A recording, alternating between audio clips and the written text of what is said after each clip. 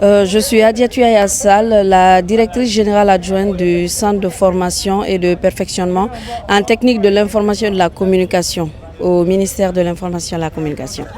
Alors, cet événement, c'est vraiment pour permettre aux citoyens, à la population, de découvrir ce monde-là, le monde de l'information et de la communication, voir un peu ce que nous faisons, comment est-ce que nous arrivons à informer les citoyens, quels sont les outils que nous utilisons et surtout faire découvrir également les métiers de l'ombre. Par exemple, au niveau de la télé, il y a des réalisateurs, il y a des gens qui ne savent pas, producteurs, il y a plein il y a tout un monde caché derrière la caméra qui travaille, faire découvrir ceci et également voir un peu au niveau de la communication aujourd'hui comment ça se passe.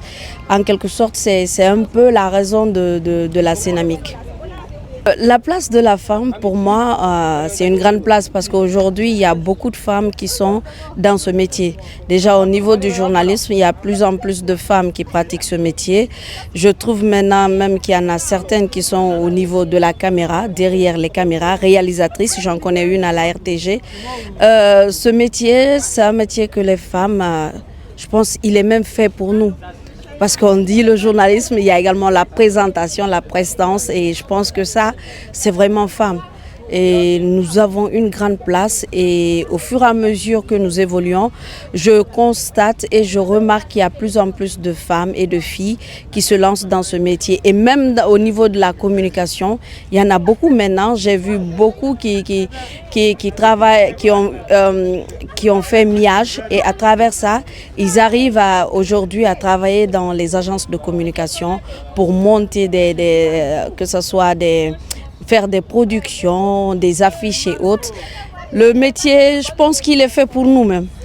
Alors, comme je l'ai dit, je suis DGA du centre de formation, je suis vraiment au niveau opérationnel.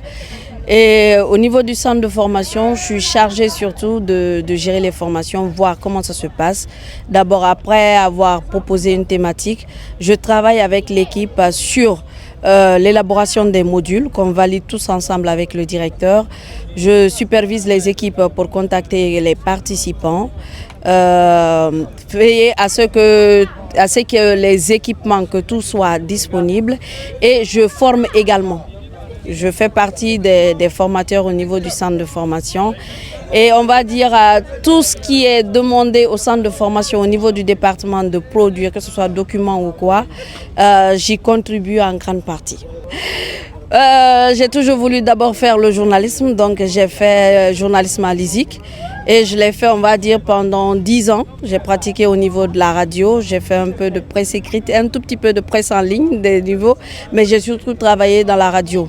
Et après, en 2015, j'ai découvert le monde de la formation et ça, j'aime bien. Et beaucoup de personnes disent qu'ils me sentent encore mieux au niveau de la formation. Donc, j'aime bien le métier de journalisme et j'adore la formation. Donc, je continue sur ce plan-là. Je dirais qu'il faut persévérer, il faut se battre. Il faut prendre vraiment du sérieux dans tout ce que nous faisons. Ça, c'est pas seulement dans ce métier. Et surtout, il faut l'aimer. Le métier de journalisme, si tu l'aimes pas, tu ne pourras pas vraiment t'épanouir dedans. Si tu y viens juste pour combler un trou, tu ne te sentiras pas. Mais quand tu aimes ce métier, tu découvres, tu apprends et toi-même tu innoves à certains niveaux.